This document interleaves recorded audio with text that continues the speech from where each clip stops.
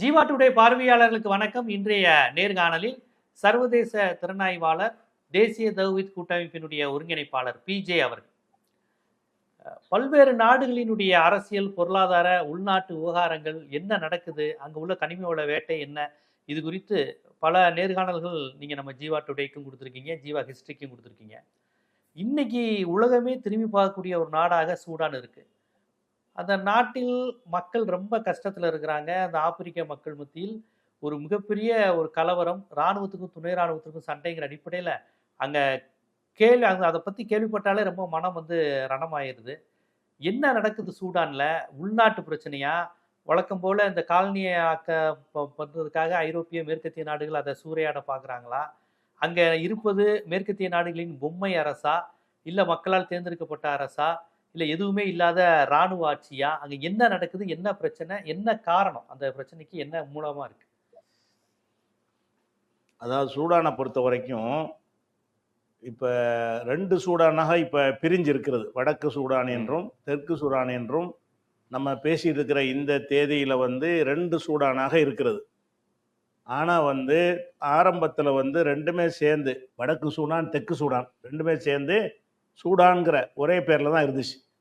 அந்த சூடான் பிரிட்டிஷாரும் எகிப்து நாட்டவரும் சேர்ந்து கூட்டாக அவங்க காலனியாக வச்சுருந்தாங்க. பிரிட்டிஷாரோட எகிப்தும் சேர்த்துக்கிட்டான். எகிப்துடைய பார்டராக இருக்கிறனால, அந்த நைல் நதி பிரச்சனைலாம் அவங்களுக்கு இருக்கிற காரணத்தினால எகிப்தையும் சேர்த்து கொண்டு எகிப்தும் பிரிட்டனும் என்ன செஞ்சாங்கன்னா கூட்டாக அந்த நாட்டை 1956 வரைக்கும் அவங்க கையில் வச்சுருந்தாங்க. 1956 தான் சூடான் சுதந்திரமாகுது. சூடான்னா ஒருங்கிணைந்த சூடான். 56 சுதந்திரம் அடையுது. சுதந்திரம் அடையும் போது ஒரு சூடான் தான், தெற்கு வடக்குன்னு பிரிக்கப்படலை. ரெண்டும் சேர்ந்த ஒரு சூடானாக அது பிரிக்கப்படுது. சுதந்திரம் அடையுது. சுதந்திரம் அடையும் போது அதில் 5.90, அதாவது 6 கோடி, சுமார் 6 கோடின்னு வைங்க, சுமார் 6 கோடி மக்கள் தொகை கொண்ட ஒரு நாடாக அது சுதந்திரம் அடையுது. சுதந்திரம் அடையும் போது 6 கோடி மக்கள், அதில் ஏறக்குறைய 6 கோடி, கொஞ்சம் கம்மி, 6 கோடிக்கு மக்கள் அதில் இருக்கிறாங்க. இருக்கும் பொழுது அதில் என்ன செய்கிறாங்கன்னா, அந்த ஆட்சியை தேர்ந்தெடுக்கும் பொழுது, முதல் ஆட்சி அமையும் போது முஸ்லீம்கள் அதில் 80% வர்றாங்க. ரெண்டையும் சேர்த்து பார்த்தீங்கன்னா, வடக்கு சூடான் தெற்கு சூடானெல்லாம் சேர்த்து பார்த்தோம்னு சொன்னால் 80% முஸ்லீம்கள். கிறிஸ்தவர்கள் ஒரு 12-13% இருக்கிறாங்க. அதுபோக உள்ளூர் மத குழுக்கள் மீதி சதவீதம் இருக்கிறாங்க. அப்போ இந்த மாதிரி இருந்தவங்க என்ன செய்கிறாங்கன்னா, தேர்ந்தெடுக்கப்பட்ட பிறகு இஸ்லாமிய குடியரசுன்னு டிக்ளேர் பண்ணுறாங்க. அவங்க தேர்ந்தெடுக்கப்பட்டவர்கள் இஸ்லாமிய ஆட்சியாக சுதந்திரம் அடைஞ்ச பிறகு இஸ்லாமிய ஆட்சின்னு சொல்லி டிக்ளேர் பண்ணுறாங்க. இஸ்லாமிய ஆட்சின்னு டிக்ளேர் பண்ணுறதா இருந்தால் முஸ்லீம்கள் மட்டும் இருக்கக்கூடிய நாடுகளில் பண்ணுவதுதான் நியாயமானது. ஏன்னா முஸ்லீம் மட்டும் இருக்கிறாங்க, இஸ்லாமிய சவுதியில் பண்ணியிருக்கிறான்டா, முஸ்லீம் அல்லாத யாரும் அந்த நாட்டில் குடிமக்களாக கிடையாது. நாட்டில் போய் சம்பாதிக்க போனவங்க இருப்பாங்களே தவிர அந்த நாட்டு குடிமக்கள் யாருமே நான் முஸ்லீம் கிடையாது. அந்த மாதிரி நாடுகளில் ஒரு இஸ்லாமிய அரசுன்னு சொல்வதை பிரச்சனை இல்லாமல் ஏற்றுக்குருவாங்க. நம்ம முஸ்லீமாக இருக்கிறோம், நம்ம மதப்படி ஆட்சி நடத்துகிறாங்கன்னு பிரச்சனை இல்லாமல் ஏற்றுக்குருவாங்க. இவங்க எப்படின்னு கேட்டால், பாகிஸ்தான் அறிவிச்சான்ல இஸ்லாமிய கூட, அது அறிவிக்கக்கூடாது. ஏன்னா பாகிஸ்தானில் மற்ற சமுதாய மக்கள் இருக்கிறாங்க. பிரியும் பொழுது மக்களை ஏமாத்துறக்கா என்ன செய்யறான்னா, இஸ்லாமிய அங்கே கிடையாது பாகிஸ்தானில். ஆனால் இஸ்லாமிய கலரை பூசி என்ன செஞ்சான்னு கேட்டால், ஜின்னா இருக்காரு, அவரே இஸ்லாத்தை பேணாத ஒரு ஆள் தான். கொஞ்சம் மேற்கத்திய கலாச்சாரத்துல விளையாண்டு, இல்ல அவரு சுருட்டு குடிப்பாரு, பன்றி இறைச்சி சாப்பிடுவாரு, மது அருந்துவாரு. அவர் கடவுள் நம்பிக்கை குறித்து அவர் பேசுனதே இல்லையே. ஆமா, அவர் எப்படி இஸ்லாமிய ஆட்சி கொண்டு வருவாரு? ஆனால் சொன்னாங்க இஸ்லாமிய ஆட்சின்னு சொல்லி பாகிஸ்தான்ல கொண்டு வந்தாங்க. எல்லாரும் முஸ்லீமா இருந்து கொண்டு வந்தால் அது என்னைக்கு பிரச்சனை ஆகாது. ஆனால் அங்க முஸ்லீம் அல்லாத மக்கள், இந்துக்கள் இருக்கிறாங்க, சீக்கியர்கள் இருக்கிறாங்க, கிறிஸ்தவர்கள் இருக்கிறாங்க, இன்னும் பல மதத்தவர்கள்லாம் அங்க இருக்கக்கூடிய நேரத்துல பாகிஸ்தான் இஸ்லாமிய நாடுன்னு சொல்வதை அந்த மக்கள் பிரச்சனை இல்லாமல் ஏத்துக்கிட்டாங்க. அதுக்கு எதிராக எந்த ஒரு இது நடக்கல. ஆனா இங்க என்னன்னு கேட்டா, இங்கே அதே மாதிரி தான். இங்கேயும் பாகிஸ்தான் பிரியும் போது எப்படி இருந்தாங்களோ, ஒரு 80% முஸ்லீம்களும் மற்ற 20% வேற வேற மக்களும் இருந்தார்கள். அதே மாதிரி தான் சூடான் இருக்கு. அப்போ சுதந்திரம் அடைஞ்சவொன்னே என்ன செஞ்சிருக்கணுன்ற, இது மதச்சார்பற்ற ஒரு நாடு, எந்த மதத்தின்படி இருக்காதுன்னு சொன்னா தான் அந்த 20% பேரை திருப்திப்படுத்த முடியும். அது போக அந்த நாடு அமைப்புல எப்படி இருந்துச்சுன்னு கேட்டா, 2 கலந்து வாழ்ந்தாங்கன்னு வைங்க. பாகிஸ்தான் மாதிரி பஞ்சாயத்து வராது. ஏன்னா எல்லா இடத்துலையுமே சிறுபான்மையா இருப்பான். எல்லாம் கலந்து ம். வாழ்ந்தாங்கன்னு சொன்னா மதுரையிலையும் சிறுபான்மையா இருப்பான், திருச்சிலையும் சிறுபான்மையா இருப்பான், தஞ்சாவூர்லையும் சிறுபான்மையா இருப்பான். அவன் அது ஒண்ணு திரண்டு எதுவும் செய்ய முடியாது அவனுக்கு சிறுபான்மையில. அதனால ம். பாகிஸ்தான்ல ஒரு பிரச்சனை இல்லாம போயிட்டு இருக்கிறது. இவங்க நிலைமை எப்படின்னு கேட்டா, முஸ்லிம் அல்லாதவர்கள்லாம் தெற்கு பகுதியில, முஸ்லீம் பூரா வடக்கு ம். சூடான்ல அப்படி இருக்கிறாங்க. ஒரு ஒரு ஓகே, அசெம்பிள் ஓகே, அப்படி ஓகே. கூட்டமா அசெம்பிள் ஆகிருக்கும்போது ஒண்ணு திரண்டுருவாங்கல்ல. சட்டத்தை எதிர்த்து ம். என்ன செய்யறாங்கன்னு கேட்டா, அது என்ன நீ வந்து சரிய சட்டம் கொண்டு வர்ற? நாங்கள்லாம் ம். இருக்கத்தானே செய்றோம். எங்களுக்கு உரிமை வேணும் என்று சொல்லி தான் பிரச்சனை ஆரம்பிக்குது. பிரச்சனை ம். ஆரம்பிச்சு இந்த விஷயத்துக்காக வேண்டிய பல உள்நாட்டு போர்கள் வந்து நடந்திருக்கிறது. பல உள்நாட்டு போர்கள் நடந்து எக்கச்சக்கமான பேர் இணைஞ்சிருக்கிறாங்கன்னா அதாவது 1956ல சுதந்திரம் அடைஞ்சதுல இருந்து 72 வரைக்கும் 72 எத்தனை வருஷம்னு பார்த்துக்கிறோங்க. 55, 72. அப்ப அது இத்தனை ஆண்டுகள் வந்து உள்நாட்டு சண்டை. என்ன சண்டை? ம். இந்த ஆட்சி இஸ்லாமிய ஆட்சின்னு சொல்வது நாங்க ஏத்துக்கிற மாட்டோம் அப்படின்னு ம். சொல்லிட்டு ஒரு சாரார் எதிர்க்கிறாங்க. இவங்க எதிர்க்கிறாங்க. அப்ப போராட்டங்கள் நடக்கிறது. அதுபோக அந்த ம். தெற்குல உள்ளவங்களுக்கும் வடக்கு உள்ளவங்களுக்கும் இன்னொரு வித்தியாசம் என்னன்னு கேட்டா, மொழியால் வேற ம். வேறுபட்டிருக்கிறாங்க. வடக்கு சூடான்ல ம். உள்ளவங்க அரபி பேசுறவங்க, அது அரபு நாடு அது. வடக்கு ம். சூடான்ல உள்ளவங்க வந்து அவங்க அரபு மொழி பேசுறவங்க. அவங்க வந்து ம். சூடானி பாஷை வேற பாஷை பேசுறவங்க எங்க தெற்குல இருக்கிறவங்க. அந்த கிறிஸ்தவர்கள் ஓகே, மெஜாரிட்டியா ஓகே. இருக்கக்கூடிய அவங்க அரபு பாஷையிலையும் கிடையாது. அவங்க என்ன ஆமா மொழி அரபு பேசுறாங்க? கிடையாது. ஆமா இப்ப ஓகே. பாகிஸ்தான் பிரியும் போது பங்களாதேஷ், பாகிஸ்தான் பிரிச்சாங்கல்ல. ஆமா. வங்க பாகிஸ்தான்ல மொழி. அவன் வங்க மொழி பேசுறவன், உருது மொழி பேசுறவன். அப்படி இருந்தாங்களே அதே மாதிரி இங்க மொழியில வேறுபடுறாங்க. அதாவது மதத்தாலும் வேறுபடுறாங்க. சரி மதத்துல வேறுபட்டாலும் எல்லாருமே ஒரு பாஷை பேசுனாங்கன்னு வைங்க, கொஞ்சம் பஞ்சாயத்துகள் கம்மியா இருக்கும். சரி நம்ம பாஷை ம். பேசுறவங்க தான் அப்படின்னு எடுத்துக்கலாம். இங்க என்னடான்னு கேட்டா வடக்குல உள்ளவன் வந்து இப்ப பிரச்சனை நடந்துகிட்டு இருக்குல்ல வடக்கு சூடான், அதுல உள்ளவன்லாம் அரபு அரபு மொழியை கொண்டவன். இப்ப அந்த தெற்கு சூடான் தனியா இருக்கிற அந்த நாட்டுல இருக்கிறவர்கள்லாம் அது மெஜாரிட்டி கிறிஸ்டியர் மெஜாரிட்டினா அது 90% அந்த மாதிரி கிடையாது. ஒரு 60 நெருக்கி ம். மெஜாரிட்டியா இருக்கிறவங்க. மீதி வேற உள்ளூர் இனக்குழுக்கள், உள்ளூர் மதங்கள், லோக்கல் மதங்கள்லாம் சேர்ந்து இருக்குன்னு வைங்க. அப்படி இருக்கக்கூடிய நேரத்துல மொழி மொழி ஆனா அவங்களுக்கு வேற. அந்த தெற்குல உள்ளவங்களுக்கு பல மதங்கள் இருந்தாலும் அவங்களுக்குன்னு சூடானி மொழி தனியா இருக்கிறது. ம். இவங்களுக்கு அரபு ம். மொழி. அப்ப மொழி பேசுறவங்க ஓ! எல்லாம் அப்ப இவங்க வேறுபட்டு சூடான் தேசிய இனம் கிடையாது. இப்ப உண்மையான சூடான் அந்த தேசிய இன ரேஸ்ன்னு பார்த்தா தெற்குல உள்ளவங்க தான். அவங்க அவங்க அது சூடான் மொழி பேசுறாங்கல்ல. அது ஆமா. சூடான்ங்கிறது மாதிரி பேசுறாங்க. இவங்க ஆதி காலத்துல சூடான் பேசி இஸ்லாமை ம். ஏற்றுக்கொண்டதுனால அப்படி அரபுல மாறியும் இருக்கலாம். ஏன்னா அரபு ஓகே, நாட்டுடைய ஓகே. ஒரு அப்படி இருக்கலாம். அல்லது பாரம்பரியமாவே அரபு மொழியா எப்படி வரலாம்னு தெரியல. ஆ, அதுக்கப்புறம் வந்து ஆ. ம். 1983ல இருந்து கொஞ்ச நாள் 72 வரைக்கும் சண்டை நடந்துச்சா, கொஞ்ச நாள் ம். உலக நாடுகள்லாம் தலையிட்டு சண்டை போடாதீங்கப்பான்னு பேச்சுவார்த்தை நடத்தி ஒரு அமைதிலாம் ஏற்பட்ட பிறகு மறுபடியும் ம். 83ல கலவரம் வருது. ம். 83ல கலவரம் வந்து என்ன செய்றாங்கன்னு கேட்டா, அது 2005 வரைக்கும் நடந்தது. 83ல ஏற்பட்ட ஒரு ம். கலவரம் வந்து ம். 2005 வரைக்கும் எதுக்கு நடக்குதுன்னு கேட்டா, நீ இஸ்லாமிய ம். நாடு என்று சொல்வதை நாங்க ஏத்துக்கிற மாட்டோம்னு ஆரம்பிச்ச கலவரம், வேற வேற ம். பிரச்சனைகளையும் சேர்த்துடுறாங்க. அதாவது மொழியால் நீ வந்து உன் மொழி எங்களுக்கு திணிக்கக்கூடாது அப்படிங்கிற மொழி பிரச்சனையாவும் மாறுகிறது. 2வது வந்து ம். இந்த பெட்ரோல் வளங்கள்லாம் அங்க தெற்கு சூடான்ல இருக்குது. அந்த ம். பெட்ரோலியத்தை சுத்தப்படுத்தக்கூடிய அத வர்த்தகப்படுத்தக்கூடியதெல்லாம் நீ வடக்க வச்சிருக்கிற. பெட்ரோல எடுத்துக்கிட்டு ம். போய் இங்க சுத்தப்படுத்துறான். எங்க வடக்குல. தெற்குல. பெட்ரோல் வடக்குல. எடுக்கு கிணறுகள்லாம் அங்க இருக்குது. பெட்ரோலை ம். எடுத்து அங்கேயே இந்த எண்ணெய் கிணறு அமைச்சு, அங்கேயே சுத்தம் ம். பண்ணான்னு சொன்னா, அங்குள்ள மக்களுக்கு வேலை வாய்ப்பு கிடைக்கும். ம். அங்குள்ள மக்கள் அதுல ம். பயன்படுவாங்க. இவன் என்ன செய்யறான்டா, ம். எண்ணெய் எடுக்கிறதோட சரி, எடுத்த எண்ணெய் எல்லாம் வந்து அத வெளிநாட்டுக்கு ஏற்றுமதி செய்வது, சுத்திகரிப்பு செய்யற ஆலைகள் எல்லாமே வந்து இங்க அமைச்சுக்கிட்டாங்க வடக்க. அப்ப நீ வந்து ம். வடக்க அந்த பங்களாதேஷ் அத சொல்லித்தான் முஜிபுர் ரஹ்மான் ஆரம்பிச்சார்ல. எல்லா வளத்தையும் நீ ம். பாகிஸ்தானுக்கு கொண்டு போயிட்ட. எங்கள ம். பங்களாதேஷ தனியா விட்டுருன்னு சொன்னார்ல. அந்த மாரியான ஒரு நம்ம கூட தமிழ்நாட்டுல ஒரு காலத்துல அந்த கருத்த பேசியிருக்கிறோம். அண்ணாவுடைய காலத்துலலாம் வடக்கு வாழ்கிறது, தெற்கு ஆமா, ஆமா, தேய்கிறதும்பாங்க. ஆமா, ஆமா. அதேதான், எல்லாம் அதேதான். வடக்கு தெற்க நீங்க புறக்கணிக்கிறீங்கன்னு சொன்னாங்கல்ல. அந்த வடக்கு ம். வாழ்கிற தெற்கு தேய்கிறதுங்கிற ஸ்டைல்ல அவன் என்ன ம். செய்யறான்னா, தெற்குல உள்ளதெல்லாம் எடுத்துக்கிட்டு அதே வடக்கு இவனு வடக்கு தான் வாழ்கிறது. வடக்கு மட்டும் நீ வாழ்ந்துகிட்டு இருக்கிற, தெற்கு தேஞ்சுகிட்டு இருக்கப்பான்னு சொல்லிட்டு அஜெண்டாவை கூட்டிக்கிட்டே வர்றாங்க. இஸ்லாமிய ஆட்சிங்கிற ஒத்துக்கிற ம். மாட்டோம். நீ மொழியில வேறுபட்டிருக்க ஒத்துக்கிற மாட்டோம். எங்க வளங்கள்லாம் ம். எங்க இடத்துல இருக்கு. அத வந்து வியாபாரப்படுத்தக்கூடிய சந்தைப்படுத்த நீ பண்ணிக்கிட்டு இருக்கிற. அப்ப ம். வடக்கு மக்களுக்கு வேலை வாய்ப்பு, வடக்கு மக்களுக்கு நல்லா வசிக்கிற அப்படின்ற வந்த உடனே கடுமையான எதிர்ப்புன்னு அவ்வளவு கடுமையான எதிர்ப்பு. ஒட்டுமொத்த மக்களும் அதை ஒத்துக்கிற மாட்டோங்கிற அளவுக்கு என்ன செய்யறாங்க, கொஞ்சம் கொஞ்சமா உண்டாயி உண்டாயி உண்டாயி தெற்கு சூடான்ல உள்ள மக்கள்லாம் நாங்க இதுல சேர்ந்திருக்க மாட்டோம்ட்டாங்க. அதுக்கப்புறம் என்ன செய்யாங்கன்னா 2005 ஒரு அக்ரிமெண்ட் போடுறாங்க. என்ன அக்ரிமெண்ட்னா, சண்டை நிறுத்துங்க, நீங்க வந்து தனி நாடா கூட நாங்க ஆக்கி விட்டுறோம். 2011 ஒரு வாக்கெடுப்பு நடத்துவோம், ஒரு 6 வருஷம் சும்மா இருங்க. 2011வது ஆண்டு தெற்கு சூடான் மக்களுக்கு மட்டும், இவங்களுக்கு கிடையாது, தெற்கு சூடான் மக்களுக்கு மட்டும் வாக்கெடுப்பு நடத்தி, நீங்க தனியா போறீங்களா இதுல சேர்ந்து இருக்கிறீங்களா, ரெண்டே கேள்விதான். அவங்களுக்கு வாக்கெடுப்பு நடத்துவோம். தெற்கு சூடான் தனி நாடாகணும்னு விரும்புனாங்கன்னா தனியா நாடு ஆகிக்கிறங்க, அல்லது இதுல இணைஞ்சிருப்போம் அப்படின்னா என்னென்ன பிரச்சனையில இருக்கு பிரச்சனையை பேசுவோம் அப்படின்ற ஒரு சமாதானம் வந்தவுடனே 2005 உள்நாட்டு கலவரம் நின்றுச்சு. ஏன்னா அடுத்த தேர்தல் வரப்போகுதுன்ற ஒரு தீர்வை கொடுத்த உடனே இவன் அமைதி ஆயிட்டான், அவன் அமைதி ஆயிட்டான். அப்ப 2011 என்ன செய்யறாங்கன்னா வந்து தேர்வு வைக்கிறாங்க. எங்க தெற்குல மட்டும் அவங்க தானே பிரிஞ்சு போறதுக்குள்ள, இவங்களுக்கு வைக்க முடியாது, இவங்களுக்கு கிட்ட வேணும்னு தான் சொல்லுவாங்க. வடக்குல வச்சிருந்தோம்னு சொன்னா அவங்க பிரிஞ்சு போக கூடாதுன்னு தான் சொல்லுவாங்க, கொடுக்க மாட்டாங்க.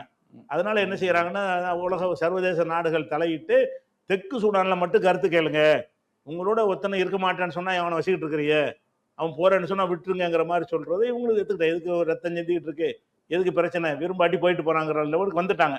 அப்ப கருத்து கணிப்பு நடத்தும் பொழுது தெற்கு சூடான்ல 99% பேர் தனிநாடுன்னு வாக்களிச்சுட்டாங்க. 99 ஒருத்தம் கூட இல்ல சேர்ந்திருக்கணும்னு விரும்பல. அதாவது வடக்கு சூடானோட சேர்ந்திருக்கணும்னு ஒரு சதவீதம் தான், 99 சில்லற அளவுக்கு நினைச்சிட்டாங்க அவங்க, நாங்க தனி நாடுதான்னு சொன்ன பிறகு. அப்ப 2011 என்ன செய்யுதுன்னு கேட்டா, தெற்கு சூடான் வந்து தனி நாடா ஆயிடுச்சு. அது அதுக்கு பிறகு சூடான் இதுதான், வடக்கு சூடான் தான். தெற்கு சூடான் வந்து அது தனினா, அதுக்கு தெற்கு சூடான், இது சூடான்பாங்க, அது தெற்கு சேர்த்துக்கிருவாங்க, இதை சும்மா சூடான்பாங்க. சும்மா சூடான்னு சொன்னா அது வடக்கு சூடான் அர்த்தம் அதுக்கு. அப்ப வடக்கு சூடான் தனியாகவும் தெற்கு சூடான் தனியாகவும் பிரிஞ்ச வகையில் என்ன ஆகுதுன்னு கேட்டா, நாளைய 4.74 கோடி பேர் இங்க இருக்கிறாங்க. 1.2 அதாவது 1.25 கோடி பேர் அங்க இருக்கிறாங்க. அந்த தெற்குல இருந்த மக்கள் தொகை வந்து கம்மி, கிறிஸ்தவர்கள் சிறுபான்மையா இருந்தாங்கல்ல, அவங்க வந்து 1.25 கோடி, 1.2 கோடிங்கிறான், அதாவது 1.25 கோடி வைங்களேன், 1.25 கோடி பேரு தெற்குல இருக்கிறாங்க. 4.79 4.75 வைங்க, 4.25 கோடி பேர் வந்து இங்க இருக்காங்க, வடக்குல இருக்கிறாங்க. இப்ப வந்து 6 கோடி மக்களா இருந்து 2 பிரிகிறாங்க. 6 கோடி மக்களா இருந்தவங்க வந்து முஸ்லீம்கள் இந்த 4.72 பிரச்சனை இவங்க வந்து செய்யறாங்கன்னு கேட்டா, வடக்கு சூடான் டிக்ளேர் பண்ணிக்கிறாங்க, அவங்க தெற்கு சூடான் ஆயிட்டாங்க. இப்ப இங்க வந்து 97% முஸ்லீம் ஆயிட்டாங்க. இப்ப அவனையும் சேர்க்கும் போதுதான் 80%. அவனை பிரிச்சு விட்ட உடனே வடக்கு முழுக்க முஸ்லீம் மட்டும்தான், முழுக்க முஸ்லீம் ஆயிடுறாங்க. 97% இருக்கிறாங்க. அந்த 3ல தான் எல்லாரும் அடங்குவாங்க. வேற வேற கிறிஸ்டின்கள், மற்ற புத்தர், ஆப்பிரிக்க உள்நாட்டு மதங்கள், இப்படி எல்லாருமே சேர்ந்து இருக்கக்கூடியவங்க வந்து அது ஒரு 3 தான் இருப்பாங்க. 97% இருக்கிறாங்க. இப்ப எல்லாம் சேர்ந்து இருக்கும்போது இஸ்லாமிய ஆட்சினாங்க இல்ல, இப்ப தனியா இருக்கும்போது ஆக்கலாம்ல, அரசியல் செஞ்சிருக்காங்க. எல்லாரும் சேர்ந்து இருக்கும்போது இஸ்லாமிய ஆட்சியை கொண்டு வர்றாங்க அப்படின்னு சொல்லிட்டு அது பிரச்சனையை உண்டாக்குனாங்க. இப்ப அவன் போயிட்டான், இப்ப நல்லா அறிவிக்கலாம்ல இஸ்லாமிய ஆட்சின்னு. இஸ்லாமிய ஆட்சின்னு அறிவிக்கல. இப்ப என்ன செய்யறாங்கன்னு கேட்டா, அதை ஜனநாயக குடியரசுங்கிறாங்க. இப்ப இஸ்லாமிய அடிப்படையில் இஸ்லாமிய பேண்டருக்கு அவன் விருப்பம் இல்லை, அந்த இஸ்லாத்தை ஒரு கருவியா பயன்படுத்திருக்காங்க. அது நல்லா விளங்குது. அதுக்கடுத்து என்ன செய்யறாங்கன்னு கேட்டா, 2021 ஆண்டு என்ன செய்யறாங்கன்னா, ராணுவம் கைப்பற்றிக்கிறாங்க ஆட்சியை. 2021 ஆண்டுல இருந்து இன்னைக்கு வரைக்கும், இப்ப இந்த நேரம் 4 வருஷத்துக்கு முன்னாடி இந்த வடக்கு சூடான்ல ராணுவ தளபதி என்ன செய்யறாருன்னு கேட்டா, அது இருக்கிற ஆட்சியை கவுத்து விட்டுட்டு அவர் ராணுவத்தை கொண்டு ஆட்சியை கைப்பற்றிக்கிட்டார். ராணுவத்தை கைப்பற்றின உடனே, அதாவது ராணுவத்தில் என்ன செய்யணும், 2 பிரிவு அந்த நாட்டில் இருந்திருக்கு. இப்ப நம்ம தரப்படை, ஆகாயப்படை, கப்பல் படைன்னு 3 வச்சிருக்கிறோம்ல, அவங்க என்ன வச்சிருக்காங்கன்னு கேட்டா, அதாவது ஆயுதப்படைன்னு தனியா ஒன்று வச்சிருக்கிறாங்க, ராணுவம்னு தனியா வச்சிருக்கிறாங்க. அதுலயே 2 அந்த இந்த ஆட்சியை பிடிக்கிறதுக்கு முன்னாடியே அந்த நாட்டு அமைப்புலயே வந்து ராணுவத்தை வந்து 2 பிரிவா வச்சிருக்கிறாங்க. அந்த 2 பிரிவுல வந்து சூடான் ஆயுதப்படைகள்னு சொல்லி SCIF சொல்லி ஒரு பிரிவு வச்சிருந்திருக்கிறாங்க. அது மாதிரி வந்து இன்னொரு பிரிவு என்னன்னா அந்த ராணுவம், அதாவது ஜெனரலான பொதுவான ராணுவம். இப்படி வந்து 2 பிரிவா இருக்கிறது. 2 பிரிவுக்கும் 2 தளபதி இருப்பாங்க. இப்ப ஆட்சியை வருது ராணுவம் கைப்பற்றின உடனே அவங்களுக்குள்ள மோதல் வருது. இப்ப 2ல வந்து நான் பெருசா நீ பெருசா. இப்ப வந்து உதாரணமா தரப்படை ஒண்ணு, விமானப்படை இருக்குன்னு வைங்க, விமானப்படைக்காரர் வந்து என் கையில் அதிகாரம் இருக்கணுங்கிறாரு, தரப்படக்காரர் ஏங்கல் அதிகாரம் இருக்குன்னு சொன்னா எப்படி இருக்கு? அந்த அந்த மாதிரி மாதிரி இரண்டு இப்ப ராணுவத்துக்குள்ளேயே ரெண்டு ராணுவம் துணை ராணுவம் ரெண்டு பேருக்குள்ள அடிச்சுக்கிறாங்க யாருக்கு அதிகாரம்னு. ரெண்டு பேரும் அடிச்சுக்கிட்டு வந்து அந்த வகையில் என்ன செய்யறாங்கன்னா பெரும் சண்டை, உள்நாட்டு சண்டை, இவனுக்கு ஆதரவாள் அவனுக்கு ஆதரவாளர்னு சொல்லி சண்டை ஆரம்பிக்குது. 2021 ஆரம்பிச்ச சண்டை இன்னும் நிக்கல. இந்த சண்டை வந்து இயற்கையானது கிடையாது. இந்த சண்டை வந்து அவங்க பேசாம ஆட்சி பண்ணிட்டு போயிருப்பாங்க. அவன் என்னை இப்போ துணையா இருந்துக்க, நான் வந்து இணையா இருந்துக்கிறேன்னு சொல்லிட்டு போயிட்டு அட்ஜஸ்ட் பண்ணி போகலாம். ஆனா என்ன ஆகுதுன்னு கேட்டா, இதுல வெளிநாடுகளுடைய ஒரு தாக்கம் அதுல இருக்கு. வெளிநாடுகள் வந்து நுழைஞ்சு என்ன செய்யறாங்கன்னு கேட்டா, இந்த நாட்டுல நல்ல முக்கியமான இது வந்து அந்த ஏமன் அந்த வளைகுடாவுல வருது. அது அந்த ஏமன் அந்த அந்த கப்பல்லாம் போகுதுல, அந்த பகுதியில் இருக்கிறதுனால அந்த இடம் வந்து நம்ம பாதுகாப்புக்கு உகந்தது என்ற காரணத்தினால் அந்த ஏமன்ல நமக்கு வேண்டிய ஒரு அரசாங்கம் இருக்கணும்னு சொல்லி பலர் விரும்புறான். ஒவ்வொரு நாட்டவர் விரும்புறான். அப்ப வந்து அதான் சூடான் ஆயுதப்படை, சூடான் துணை ராணுவ படைங்கிற அந்த ரெண்டு பிரிவுக்கு மத்தியில சண்டை நடந்தது. காரணம் என்னன்னு கேட்டா, இந்த ரெண்டு சாராருக்கும் வந்து ஒவ்வொரு நாடுகள் சப்போர்ட் பண்றாங்க. அதாவது ரெண்டு என்ன செய்யறாங்கன்னா பேசி ஒரு இணக்கத்துக்கு வர்றாங்க. இணக்கத்துக்கு எப்படி வர்றாங்கன்னு கேட்டா, நம்ம ரெண்டையும் மிர்ஜி பண்ணி ஒரு தலைமையை ஒரு ராணுவம் ஆக்கிடுவோம்னு ஒரு முடிவுக்கு வர்றாங்க. வரும்போது அந்த ஒரு ஆள் நானா தயாரிப்பு வர சண்டை போடுறாங்க. ரெண்டு பேர் இருக்கும்போது இவன் ஒரு தளபதியா இருக்கான், அவன் ஒரு தளபதியா இருக்கான். சரி ரெண்டையும் மெரிஜி பண்ணி ஒரு தளபதி ஆக்கிறோன்ற உடனே இவன் சொல்றான் நான் தான் அந்த ஒரு தளபதியா இருப்பேங்கிறான். இவன் சொல்றான் அந்த ஒரு தளபதி நானா தான் இருப்பேங்கிறான். அப்ப ரெண்டையும் இணைக்கணுங்கிற வரும் பொழுது பஞ்சாயத்து ஆகுது. இணைக்கணும்னு சொன்னா ஒருத்தன் கீழே ஒருத்தன் மேலன்னு வந்து ஆகணும்ல. தனித்தனியா இருந்தா கீழே மேல தேவையில்லை. ரெண்டு ஒண்ணுன்னு சொல்லிட்டீங்கன்னா யார் ஃபர்ஸ்ட் யார் செகண்ட் அதுல ஒண்ணு இருக்க வேணும். ஒரு கேட்டகரி இருந்தா தான் அது இணைய முடியும். அப்படிங்கும் பொழுது இணையலான்னு சொல்லி சில நாடுகள்லாம் சொல்லும் போது என்ன செஞ்சாங்கன்னா, அதாவது 1,00,000 வீரர்கள் அந்த துணை ராணுவ படையில் இருக்கிறாங்க. அவங்களே இவங்களே ஒன்னா சேர்க்கிறது வரும் பொழுது அதுக்கு யார் தலைவர்ன்ற உடனே ரெண்டு பேர் நான் தாங்கிறாங்க. மறுபடியும் அதை இணைஞ்சு ஒரு படை ஆக்க முடியல. ஒரு படை அண்ணன் சொல்ல போனா இவன் சொல்றதான் கேட்கிற அளவுக்கு இந்த ராணுவ படையெல்லாம் இருக்குது. அவன் சொல்றதான் கேட்கணுங்கிறது அந்த ராணுவ படை இருக்குது. தனி நபர் பிரச்சனை இல்லை. இவன் இவன் சொன்னா அவன் அப்படி கேட்பான், அவன் சொன்னா அப்படி கேட்பாங்க. ரெண்டு பேர் பக்கமும் ராணுவ குழுக்கள் இருக்கிறாங்க. அப்ப ராணுவ குழுக்கள் இருக்கும் பொழுது ராணுவத்தினர் தான் மோதி கொள்றாங்க. ஆதரவு வரக்கூடிய மக்களும் கொல்லப்படுறாங்க. உள்நாட்டில் உள்ள ரெண்டு ராணுவமும் தான் மோதி கொள்ளக்கூடிய ஒரு நிலப்பு இருக்குது. அதனால வந்து பெரிய பயங்கரமான ஒரு ஏற்பட்டு பஞ்சம் ஏற்பட்டு உணவு பற்றாக்குறை இப்ப பார்த்தாலும் சண்டை தான் அப்படி நடந்துகிட்டு இருக்கு. இதுல வந்து முக்கியமா வந்து நம்ம இது யுஏ இருக்குல்ல, அமீரகம், யுஏ, துபாய், அபுதாபிலாம் இருக்குல்ல, யுஏ, அவங்க என்ன செய்யறாங்கன்னு கேட்டா, இதுல வந்து இப்ப அதிபரா இருக்கிற ராணுவத்து இப்ப அதிபர் கிடையாது, ராணுவ தளபதி தான். அவருக்கு சப்போர்ட்டா இருந்து என்ன செய்யறாங்கன்னா எல்லா உதவியும் செய்யறாங்க. அடி நல்ல அடி, நீ கைப்பற்றிக்க. ஏன்னா அவங்களுக்கு வந்து நாட்டுடைய பாதுகாப்புக்கு அந்த கடல் எல்லை வந்து அவங்களுக்கு தேவைப்படுது.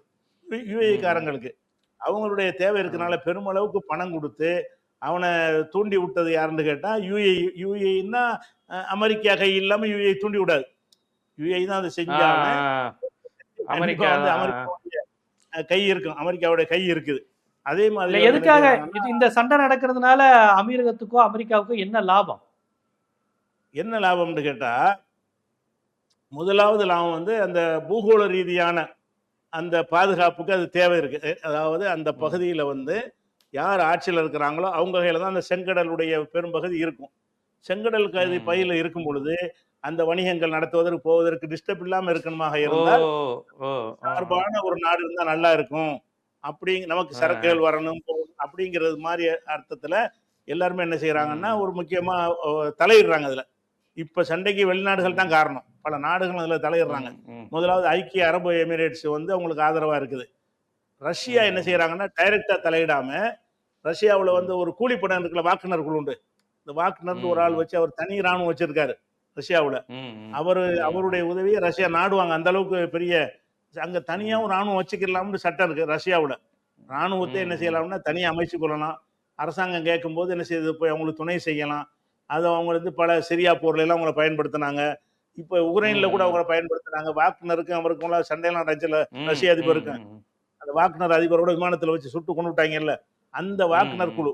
அந்த வாக்குனர் குழுங்கிறது வந்து ரஷ்யாவுடைய நேரடி கண்ட்ரோல்ல இல்லாட்டாலும் ரஷ்யாவுடைய ஆதரவா உள்ளது. அவங்களும் இறங்கி என்ன செய்யறாங்க, இவங்களுக்கு சப்போர்ட் பண்றாங்க. யாருக்கு? ஆட்சியாளருக்கு.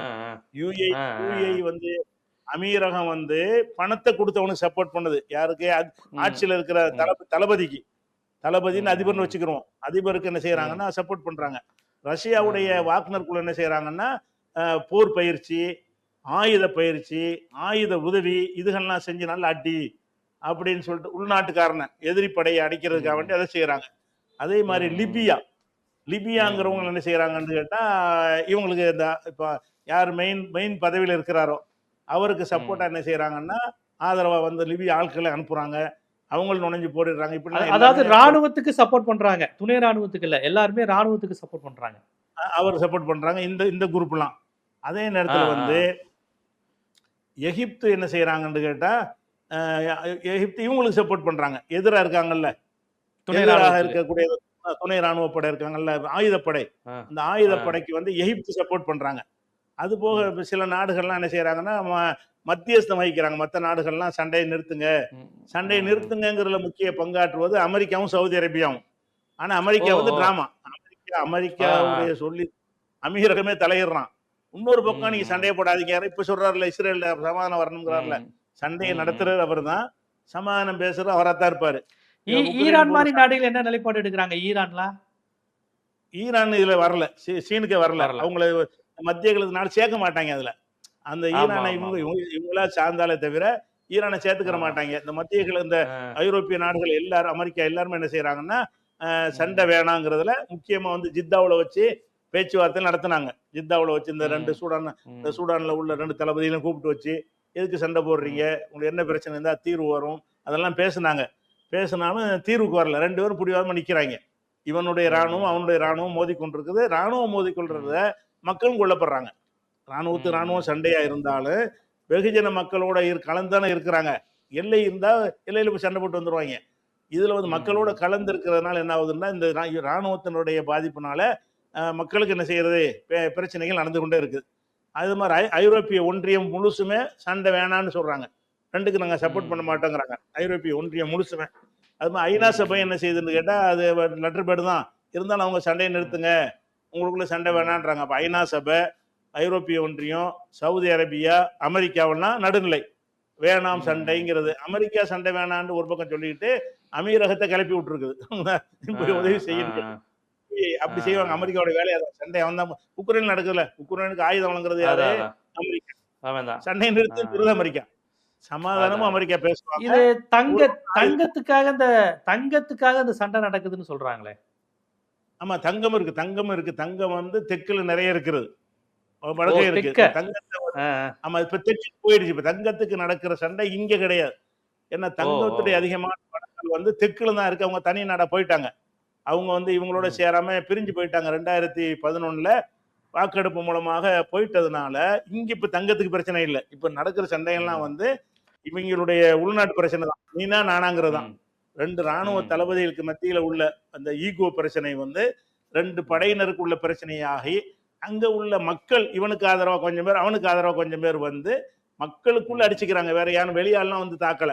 இந்த மக்களுக்குள்ள அடிச்சு ம், கொள்வதற்கு வந்து ஒருத்தன் வந்து நீ அடின்னு இவனுக்கு ஆயுதம் கொடுக்குறான். இன்னொருத்தன் அவனுக்கு ஆயுதம் கொடுக்குறான். ம், மக்கள் அடிச்சுக்கிறாங்கன்னு சொன்னா அவங்க அடிக்கிற அளவுக்கு பலம் கிடையாது.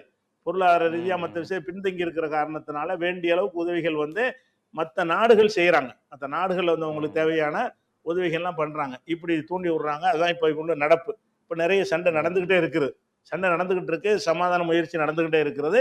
அது வந்து இது மத கலவரமோ, ஒரு இனக்கலவரமோலாம் கிடையாது. மதத்துக்குள்ள நடிச்சுக்கிருவாங்கல்ல, அப்படி சண்டை கிடையாது. அதுல இனக்கலவரம் கிடையாது. அது வெளிநாட்டுக்காரன் ஒரு படை இறக்கி சண்டை போடுவான் அப்படியும் கிடையாது. இப்ப நடக்கிற சண்டை ம், வந்து லோக்கல்ல உள்ள ராணுவத்தினுடைய 2 பிரிவு. லோக்கல்ல அந்த நாட்டை ம், சேர்ந்த ராணுவத்தினுடைய 2 பிரிவுக்கு மத்தியில தான் சண்டை. அந்த பிரிவுக்குள்ள சண்டைக்கு சில பேர் சார்பாக, சில பேர் எதிரா இருப்பாங்கல்ல. அதனால மக்களும் ம், சேர்ந்து ஏதாவது ஒரு அணியில இருக்கிறாங்க. சில பேர் இவனுக்கு ஆதரவா ம், இருக்காங்க, சில பேர் அவனுக்கு ஆதரவா இருக்கிறாங்க. 2 ஒரு முஸ்லீம் வேற இருக்காங்களா? ஏதாவது ஒரு இஸ்லாமிய ம், கலரை போட்டு பிடிச்சிருவாங்க ஆட்கள. அந்த மாரி இவனுக்கு ம், சப்போர்ட், அவனுக்கு சப்போர்ட் இருக்குது. அப்படி இருக்குது. ஆனா ம், தெற்கு சூடான பொறுத்தவரைக்கும், அங்க என்னடான்னு கேட்டா, அங்க நிம்மதியா இருக்கான்னு கேட்டா, அங்கேயும் நிம்மதியா இல்ல. இவங்க ஆ, முஸ்லீம்கள் தனியா பிரிஞ்சுட்டாங்க. அவங்க அவங்க இருக்கிறாங்கன்னு கேட்டா, அங்க வந்து ஆ, இனக்குழுவாக 2 குழு இருக்கிறாங்க. ஒரு இனத்துக்காரன் ம், வந்து தலைவரா இருக்கான். துணை தலைவரா இன்னொரு இனத்துக்காரன் வர்றான். அவங்க 2 பேருக்குள்ள வந்து எங்க இனம் தான், உங்க இனம் தான். அவங்க கிறிஸ்துவரா இருந்தாலும், முஸ்லீமா இருந்தாலும், எதுவா இருந்தாலும் இனத்திலயும் இருப்பாங்க. அங்க அவங்க ஆ, ஒரு இந்த ஜாதி கட்டமைப்பு மாதிரி ஒரு அமைப்பு அந்த ம், நாடுல ம், இருக்கிறது. அந்த வகையில் ம், என்ன செய்யுதுன்னா தெற்கு சூடான் வந்து அமைதி இல்லாம தான் இருக்கிறது. அங்க உள்ளது காரணம் ம், என்னன்னா 2 இனங்களுக்கு மத்தியில் உள்ள சண்டை. 2 இனங்க 2 ம், பெரிய இனங்களா இருக்கிறாங்க. மதத்தால் ஒன்றுபட்டு இருந்தா கூட, இனத்தால் வேறுபட்டு இருக்கிற காரணத்தினால அவங்களுக்குள்ளேயும் சண்டை நடக்குது. இந்த அளவுக்கு இல்ல. இப்போ வடக்கு சூடான ம், பெருசா பேசுறது வந்து பெரிய சேதம். பெரிய அளவுக்குள்ள ம். இல்ல ராணுவம் இப்ப போகும்போது வடக்கு பயங்கர சூடான்ல தானே நடக்குது. இப்ப வடக்கு சூடான்ல ஆ தானே இப்ப கலவரம் நடக்குது. அதேதான், அதேதான். ம். அதான். இதான் அதுல உள்ள ஒரு விஷயம். அப்ப சூடான்ல நடக்கிற இந்த உள்நாட்டு யுத்தம்ங்கிறது ஐக்கிய அமீரகம், அதற்கு பின்னால் அமெரிக்கா மாரி நாடுகள் தூண்டிவிட்டு அந்த நாட்டை ஒரு நிலையில்லா தன்மையில் வைத்திருக்கிறார். ம். அதான் அந்த நாட்டை ஒரு நிலையில்லா தன்மையில வைத்திருப்பத ஆனா அவங்க இவங்க விரும்புறாங்க. ஒதுங்கிட்டா நின்றுவாங்க. இவங்க அ, ஒதுங்கிட்டாங்கன்னா, எகிப்து, அ, லிபியா, யுஏஇ அ, இவங்கெல்லாம் நாங்க அ, ஒதுங்கிட்டோம்னு ஒதுங்கிட்டாங்கன்னு சொன்னா, அ, அவங்களுக்கு 2 பேருக்கும் பலம் இருக்காது. நம்ம அப்போ அ, அனுசரிச்சு போயிருவோம்னு வந்துருப்பாங்க. இவன் வந்து சண்டை அ, பிடிக்க தூண்டி விடுறாங்க. சண்டை பிடிக்கிறதுக்காக ம், வேண்டிய ம், ஆயுதங்கள குடுத்து, வகை வகையான ஆயுதங்களையும், பணத்தையும் குடுத்து தூண்டி விடுறாங்க. சண்டை நிக்க மாட்டேங்குது. இது எப்படி போய் ம், முடியும்னு சொல்ல முடியல. ம். அவிங்களுக்கு நேரடி லாபம் எதுவும் கனிம வளத்த கொள்ளையடிக்க பார்க்குறாங்களா அமீரகம் சூடான்ல? இல்ல ராணுவத்துல பதவிங்கிற அப்படித்தாங்க. பதவிங்கிறது நீங்க ம், பார்க்கலாம். தகப்பன் மகனுக்கு உள்ளதுல பதவி நம்ம ஜனநாயக நாட்டுல பார்க்குறீங்க. ராமதாஸ் ம். அன்புமணிலாம் பார்க்குறீங்க. இந்த ஆமா, ஆமா. பதவிங்கிறது இருக்குல்ல, அந்த விஷயத்துல அ, சில ஷாஜஹான் வந்து ஷாஜஹான கொண்டு போய் அவர் ஜெயில்ல வச்சாரு. அவுரங்கசீப் ம், ம், வச்சாருங்கிறீங்க. அப்ப பதவின்னு ம். வரும்பொழுது தந்தை, தாய், அந்த இனம், மதம் அதெல்லாம் ஒண்ணுமே கிடையாது. பதவி அ, வேணும்னா அ, அதுக்கு என்ன வேணாலும் செய்யலாம். 2 பேருமே நான் தான் ம், முதலிடத்துல இருக்கணும் அவ்வளவுதான். 2 பேரும் ம், சாதாரண ஒரு ம், கவுன்சிலர் பதவிக்கு வந்து போட்டி போடுறாய்ங்க. இது ஒரு பெரிய பெரிய நாடு. 5,00,00,000 மக்கள் உள்ள ஒரு நாடு. 5,00,00,000 ம், மக்கள்ல உள்ளது தலைமை தாங்குறதுனா சின்ன ஒரு விஷயமா? பெரிய நாடு. ம், ஆப்பிரிக்காவுல 3வது பெரிய நாடு. ஆப்பிரிக்கா கண்டத்துல ம், 3வது பெரிய நாடு இது. இப்ப இருக்கிற சண்டை பிடிச்சிட்டு இருக்கிற சூடான். அவ்வளவு பெரிய ம், மக்கள் தொகை உள்ள 5,00,00,000 மக்கள் உள்ள ஒரு நாட்டுக்கு அதிபர் ஆகுறதுங்கிற சின்ன விஷயம் கிடையாதுல்ல. ம், அப்ப நான் அதிபரா, ம். நீ அதிபராங்கிறதுல ஒரு பாண்டிச்சேரி முதல்வர் பதவிக்கு கூட சண்டை போடுறாங்க. சும்மா ஒரு அப்ப பார்லிமெண்ட் இந்த ஒரு அதிபர்ல பார்லிமெண்ட் யாரையாவது தொகுதி. இல்ல அதான் இந்த அதிபர்ல யாரையாவது ஆதரிக்கிறது மூலமா அவங்கள தன்னுடைய கைப்பாவையா வச்சுக்கலாங்கிறது அவனோட திட்டம். அதேதான், அதேதான். அதனால இந்த 2 அதான். பேருடைய ஈகோ தான் இது. அந்த 2 அதான் ராணுவ ஈகோ தான். தளபதி ஈகோவும், ஆ. சர்வதேச அரசியல் ரஷ்யா, அது மாரி யுஏஇ, எகிப்து இவங்களுடைய தலையீடுகளும் இல்லை என்று சொன்னால், இந்த பிரச்சனை ம். சால்வ் ஆயிரும். கண்டிப்பா, கண்டிப்பா. ரொம்ப ஒரு முக்கியமான ஒரு பிரச்சனை. அதை ஒரு விட என்ன நாட்டின் செய்யலாம்னு கேட்டா, அழகான தீர்வு கொண்டு வரலாம். 2 பேரும் இல்லப்பா, சர்வதேச பார்வையில எலக்ஷன் நடத்துறோம். எவன் ம். தேர்ந்தெடுக்கிறான் அவன் இருக்கட்டும். நீங்க 2 பேரும் போங்கன்ட்டா பஞ்சாயத்து முடிஞ்சு போச்சே. ம், அத செய்வதற்கு ம், இல்லாம ம். போட்டு விட்டுட்டு இருக்காங்க. தீர்வு லேசான தீர்வு இது. லேசான தீர்வு என்னன்னு கேட்டா, ம், நீ 2 பேரும் தற்காலிகமா நிப்பாட்டு. நீனும் வேணாம், அவனும் வேணாம். ம், தேர்தல் ஒண்ணு 2 ம், பேரும் போட்டியிடு. மக்கள் ம், தேர்ந்தெடுக்கிறவன் வந்து அதிபர்னு சொல்லிட்டோம்னா, அப்ப என்னவாகும்னா, அதுவரையும் தற்காலிகமா அடங்கிரும். முதல்ல தெற்கு சூடானுக்கு, வடக்கு சூடானுக்கு 2005ல சமாதானம் பேசி 11ல தான் எலெக்ஷன் நடத்துறாங்க 6 வருஷம் கழிச்சு. அந்த எலெக்ஷன் ம், நடத்துறோம்னு சொன்ன உடனே மக்கள் அமைதி அடைஞ்சிருவாங்க. இது சின்ன தீர்வு. ம், சிம்பிளா இது தீர்வு கண்டுறலாம். சீனானுக்கு ஒரே தீர்வு ம், என்னவென்றால், விரைவில் தேர்தல் நடத்துவோம். தேர்தல்ல மக்கள் ஆதரவு பெற்று யார் வர்றீங்களோ அவங்க ஆளுவாங்க. மத்தவன் நீ எதிர்க்கட்சியா இருந்துட்டு போ. நீங்க 2 பேரும் கூட ம். நீங்க போட்டியிட்டு இருக்கிற ஒரு கட்சியை ஆரம்பிச்சு போட்டியிட்டு போங்க. அப்படின்னு இந்த சர்வதேச சமுதாயம் சொன்னுச்சுன்னு சொன்னா தீர்வு அடைஞ்சிரும். பிரச்சனை முடிஞ்சிடும். அப்படி சொன்னா கேட்கக்கூடாதுங்கிற அளவுல இவங்க தலையிடுறாங்க. ரஷ்யா, அமீரகம்லாம் தலையிட்டுக்கிட்டு விடாது அடிச்சுட்டே இரு. நான் உனக்கு பணம் தந்துகிட்டே இருக்கிறேன். உனக்கு ஆயுதம் தந்துகிட்டே இருக்கிறேன்னு அடிச்சுக்கிட்டே இருன்னு தூண்டி விடுறவங்க விலகிட்டாங்கன்னு சொன்னா எரியறத எடுத்தா கொதிக்கிறது அடங்கிருங்கிறாங்கல்ல. அது ம், எரியறது ம், இவனுங்க தான். இவனோட பிடுங்கிட்டோம்னு சொன்னா அவங்களுக்கு ஒரு எலெக்ஷன் அறிவிப்போட தீர்த்திடலாம் பிரச்சனையை. ஒரு நாள்ல தீர்த்திடலாம் அத. ம், ம், ம். ஆனா இவங்க உதவி அ, செய்யக்கூடாது. லிபியாவோ, அ. எகிப்தோ, யுஏஇயோ, ரஷ்யாவோ, வாக்னர் படையோ உதவி செய்யாமல் ஒதுங்கி கொண்டால், அவங்க தேர்தல் அறிவிப்போட பிரச்சனை சால்வ் ஆயி போயிரும். ஒரு சண்டையுமே இருக்காது. ர ர அதான் ரஷ்யாவும் ஈடுபடுதோ இதுல? ரஷ்யாவும் ஈடுபடுதோ? ரஷ்யா டைரக்ட்டா இல்லாம அந்த வார்னர் படைன்னு வச்சுக்கிறாங்க. வாக்னர் படை. அது ஆமாமா. அது தெரியும். ரஷ்யாவோட அவங்க யாரு அந்த ராணுவத்துக்கா, துணை ராணுவத்துக்கா? யார் பக்கம் நிக்கிறாங்க ரஷ்யா? அவங்க வந்து துணை ராணுவத்துக்கு நிக்கிறாங்க. இந்த ஆ. எதிர் பார்ட்டிக்கு. Okay, okay, okay. ஆ, ஆ. அப்ப 2 பேரும் ஆயுதம் குடுக்கும்போது எப்படி என்ன ஆகும்? பெரிய ஆ, சண்டை ஆ. நீடிக்குது. ஆயுதம் குடுக்குறான். ம், யுஏஇக்காரன் பணத்த அள்ளி குடுக்குறான். இவ்வளவு கோடி கோடியா வர்ற ம், பணங்கள்ல பெட்ரோல் பணத்தெல்லாம் அள்ளி குடுத்து சாவுங்கடான்னு சொல்லி, அடிச்சுக்கிட்டு சாவுங்கடான்னு பணத்த அள்ளி குடுக்குறான். அப்ப 2 பேருமே ம், நிப்பாட்டிறணும். ஒருத்தன வெளிநாடுகள் நாங்கள் ஒதுங்கி கொண்டோம். நீங்க வந்து ம், சர்வதேச பார்வையாளர் முன்னிலையில ஒரு ஒரு 6 மாசம் போடுங்க தேர்தல. 6 மாசம் கழிச்சு ம், தேர்தல்னு அறிவிச்சீங்கன்னு சொன்னா, தன்னால வந்து பிரச்சனையே சால்வ் ஆயிரும். தேர்ந்தெடுக்கப்பட்ட பிறகு அவனுக்கு கண்டிப்பா. கோபம் வராது. உண்மை ரொம்ப ஒரு முக்கியமான ஒரு சர்வதேச அரசியல். எப்படியெல்லாம் இந்த நாட்டினுடைய வல்லாதிக்க அல்லது ஏதாவது ஒரு நாட்டில் உள்ள அதிகார வர்க்கம் இன்னொரு சின்ன நாடுகளை தங்களுடைய கைப்பாவையா வைத்துக் கொள்வதற்கு அவங்க நாட்டில் இருக்கக்கூடிய பிரச்சனையை தனக்கு சாதகமாக பயன்படுத்திக்கிறாங்கங்கிறத ரொம்ப விரிவாக நுட்பமாக ஒரு வரலாற்று பார்வையுடன் சமகால அரசியலுடன் பொருத்தி மக்களுக்கு எடுத்து வச்சிங்க. மிக்க நன்றி. ஆமா.